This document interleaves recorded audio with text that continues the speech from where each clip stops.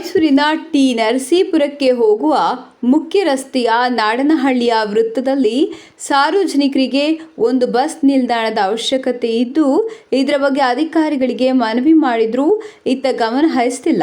ಹಾಗೂ ಇಲ್ಲಿನ ಒಂದು ಸಿಮೆಂಟ್ ಗೋಡೌನ್ಗೆ ಬರುವ ಲಾರಿಗಳ ನಿಲುಗಡೆಯಿಂದಾಗಿ ಸಾರ್ವಜನಿಕರಿಗೆ ತೊಂದರೆ ಆಗ್ತಿದ್ದು ಆಗಾಗ ಅಪಘಾತಗಳುಂಟಾಗ್ತಿದ್ದು ಈ ಕೂಡಲೇ ಸಂಬಂಧಪಟ್ಟ ಅಧಿಕಾರಿಗಳು ಸಿಮೆಂಟ್ ಗೋಡೌನ್ಗೆ ಬರುವ ಲಾರಿಗಳ ನಿಲುಗಡೆಗೆ ಅನುಮತಿ ಕೊಡಬಾರದೆಂದು ಸಾರ್ವಜನಿಕರು ಆಗ್ರಹಿಸಿದರು.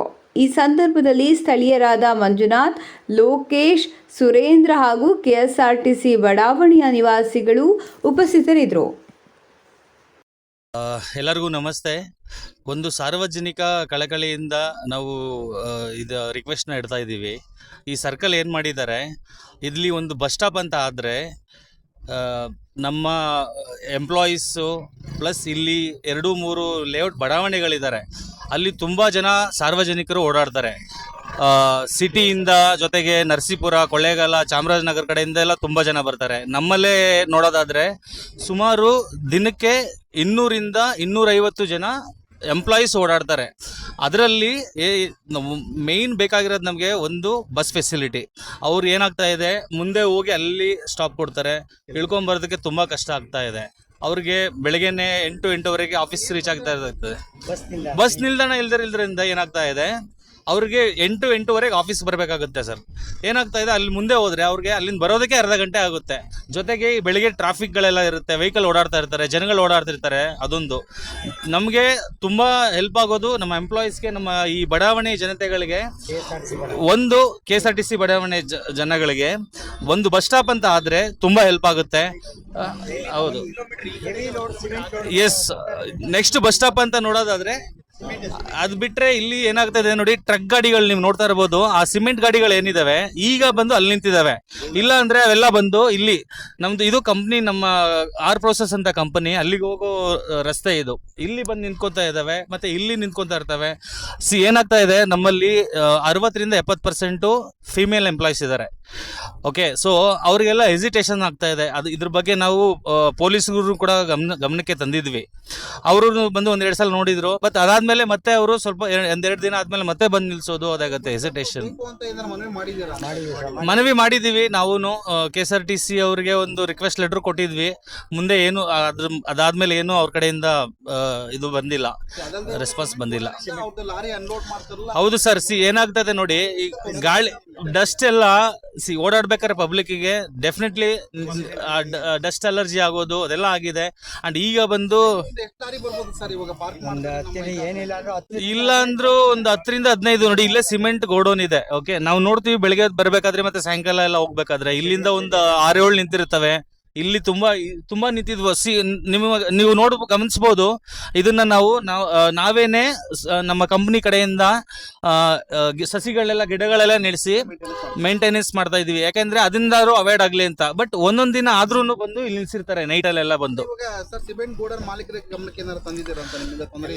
ನಾವು ಎಲ್ಲ ಆಗಿದೆ ಸರ್. ನಾವು KSRTC ಬಡಾವಣೆ ಜನತೆಗಳು ಎಲ್ಲರೂ ಅವ್ರ ಗಮನಕ್ಕೆ ತಂದು ಮಾತಾಡಿ ಕೂಡ ಆಗಿದೆ. ಬಟ್ ಆದ್ರೆ ಅವ್ರು ಅಷ್ಟೊಂದು ಸೀರಿಯಸ್ ಆಗಿ ತಗೊಂಡಿಲ್ಲ, ಅದನ್ನ ಸ್ಪಂದಿಸ್ತಾ ಇಲ್ಲ. ಮತ್ತೆ ಅದು ಸ್ವಲ್ಪ ದಿನ ನಂತರ ಅದು ಅದೇ ತರನೇ ನಡೀತಾ ಇದೆ ಕ್ರಮವಾಗಿ.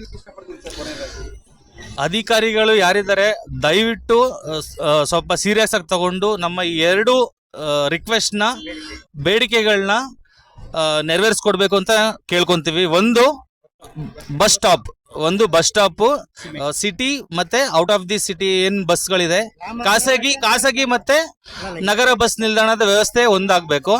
ಇನ್ನೊಂದು, ಇಲ್ಲಿ ಅನಧಿಕೃತವಾಗಿ ಏನು ಸಿಮೆಂಟ್ ಲಾರಿಗಳನ್ನ ನಿಲ್ಲಿಸ್ತಾ ಇದ್ದಾರೆ, ಪಾರ್ಕಿಂಗ್ ಮಾಡ್ತಾ ಇದ್ದಾರೆ, ಅದನ್ನ ನಿಲ್ಲಿಸ್ಬೇಕು. ಇನ್ನೂ ಒಂದು ಏನಾಗ್ತಾ ಇದೆ ಅಂದ್ರೆ, ಅವರು ಗಾಡಿ ನಿಲ್ಲಿಸೋದು ಅಲ್ಲದೇನೆ ನೈಟ್ ಟೈಮಲ್ಲಿ, ರಾತ್ರಿ ಟೈಮು ಆ ಡ್ರೈವರ್ಗಳು ಏನು ಮಾಡ್ತಾರೆ, ಡೋರ್ ಎಲ್ಲ ಓಪನ್ ಮಾಡಿಕೊಂಡು ಡ್ರಿಂಕ್ಸ್ ಮಾಡೋದು, ಸಿಗರೇಟ್ ಸೇಯೋದು, ಈ ಥರ ಎಲ್ಲ ಆಗ್ತಾ ಇದೆ. ನಮ್ಮ ಫಿಮೇಲ್ ಎಂಪ್ಲಾಯೀಸ್ಗಳಿಗೆ ಮಹಿಳಾ ಸೇಫ್ಟಿ ಅಂತೂ ಇಲ್ಲ, ಯಾರೇ ಆಗಲಿ.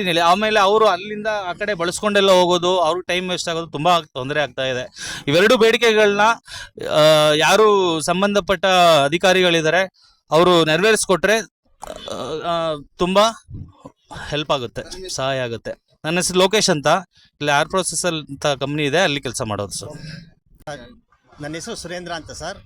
ಟಿ ನರಸೀಪುರ ಮುಖ್ಯ ರಸ್ತೆ ಸಿಗ್ನಲ್ಲಿಂದ sir out of ring road ಮಾಡಿದಾರಲ್ಲ ಸರ್, ಅಲ್ಲಿ ತುಂಬ ಚೆನ್ನಾಗಿ ಮಾಡಿದ್ದಾರೆ ಸರ್. ಎರಡು ಕಡೆನೂ ಲಾರಿಗಳು, ಸಿಮೆಂಟ್ ಲಾರಿಗಳು ಅವಾಗ ನಿಂತ್ಕೊಂಡು ಹಾಳು ಮಾಡ್ತವೆ. ಅಕ್ಕಪಕ್ಕ ರೆಸಿಡೆಂಟ್ಲಿ ಏರಿಯಾ ಸರ್ ಇದು. ನಾವು ಟ್ರಾಫಿಕ್ ಇನ್ಸ್ಪೆಕ್ಟ್ರಿಗೆಲ್ಲ ಕೊಟ್ಟು ನಿನ್ನೆ ಬಂದು ಗರುಡದವರೆಲ್ಲ ಓಡಿಸ್ರು ಸರ್. ಪುನಃ ಇವತ್ತು 11 ಗಂಟೆ ಬರ್ತೀವಿ ಅಂತ ಹೇಳಿದ್ದಾರೆ ಸರ್. ದಯವಿಟ್ಟು ಈ ಲಾರಿಗಳನ್ನೆಲ್ಲ ಓಡಿಸೋದು ದಯವಿಟ್ಟು ಸರ್. ಅಧಿಕಾರಿ ನಾವು ಈಗ ಅಲ್ಲಿ ಡಿ ಸಿ ಕೊಟ್ಟಿದ್ದೀವಿ ಸರ್. ಡಿ ಸಿ ಟ್ರಾನ್ಸ್ಫರ್ ಆಗಿದ್ದಾರೆ. ಮತ್ತು ಪಟ್ಟಣ ಪಂಚಾಯತಿಗೆಲ್ಲ ಹೇಳಿದ್ದೀವಿ ಸರ್. ಅವರು ಟೈಮ್ ತಗೊಂಡಿದ್ದಾರೆ ಸರ್. ಇನ್ನೊಂದು ವಾರ ಅಂತ ಇವರು ಸಿಮೆಂಟ್ನವ್ರು ಹೋಗ್ತೀವಿ ಅಂದ್ಬಿಟ್ಟು 2 ಸೈಡು ಲಾರಿಗಳು ನಿಲ್ಸ್ಕೊತಾರೆ. ಬಂದು ಇನ್ಸ್ಪೆಕ್ಷನ್ ಮಾಡಿ ಸರ್. ಗರುಡದವ್ರು ಇವತ್ತು ಬರ್ತೀವಿ ಅಂತ ಹೇಳಿದ್ದಾರೆ ಸರ್. ಖಂಡಿತ ದಯವಿಟ್ಟು ಇದಕ್ಕೆ ಸಹಕಾರ ಕೊಡಿ ಸರ್. ಇದು ಟಿ ನರಸೀಪುರ ಮುಖ್ಯ ರಸ್ತೆ ನಾಡ್ನಳ್ಳಿ ಸರ್. ಎಲ್ಲರಿಗೂ ನಮಸ್ಕಾರ.